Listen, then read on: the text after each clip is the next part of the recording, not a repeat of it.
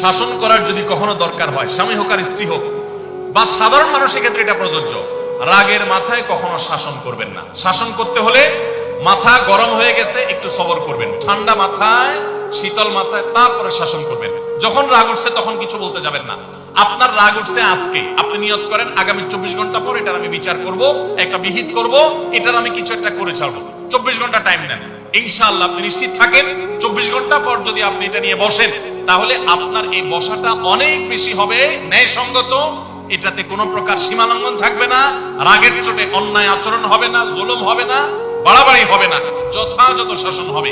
যে কোনো মানুষের ক্ষেত্রে এটা প্রযোজ্য। আপনার একটা ছেলে এমন কোন অন্যায় কাজ করছে, আপনি এখন তাকে মাথা হট হয়ে গেছে, এখন শাসন করতে গেলে জুলুম হয়ে যেতে পারে। একটু সবর করেন, সময় নেন, দেখবেন রাগটা প্রশমিত হয়ে লেভেলে চলে আসছে। এরপরে যদি শাসন করেন দেখবেন জুলুম হবে না। তো স্বামী স্ত্রী উভয়ের ক্ষেত্রে একই কথা প্রযোজ্য। ঝগড়া যখন করতে মন চায়, মেজাজ যখন গরম হয় তখন না করে একটু পরে করেন।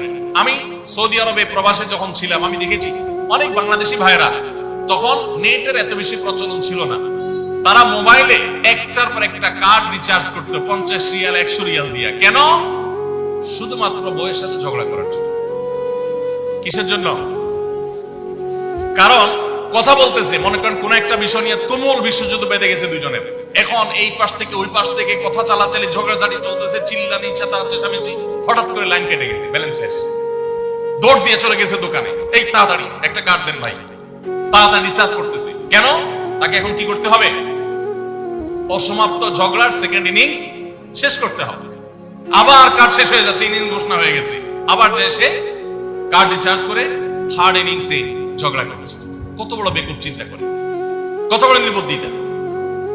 এই ঝগড়াটা স্বামী স্ত্রী দুই জায়গায় থাকেন, ফোনে যদি ঝগড়া হয়, আমি বুদ্ধি দেই যে ফোনটা যখনই দেখলেন যে ঝগড়া শুরু হয়ে গেছে তখন সাথে সাথে মোবাইলটা অফ করে ফেলেন। অফ করে 3 দিন মাত্র রাখেন, অন্য একটা নাম্বার বাটন ফোন দিয়ে আপাতত অফিসের কাজ কাম ছাড়েন, আর বউয়ের সাথে যোগাযোগের নাম্বারটা 3 দিনের জন্য বন্ধ রাখেন। 3 দিন পরে মোবাইলটা আস্তে করে ওপেন করেন।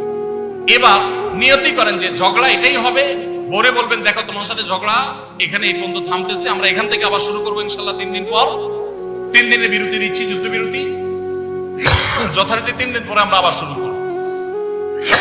3 দিন পরে যদি শুরু করেন, আমি তো দায়িত্ব নিয়ে বলতে পারি, লিখিত দিতে পারি আপনাকে, 3 দিনের পর যখন আবার নতুন করে শুরু করবেন ইনশাআল্লাহ দেখবেন আগের ঝগড়ার জেদ দুইজনের একজনেরও আর কিছুই নেই।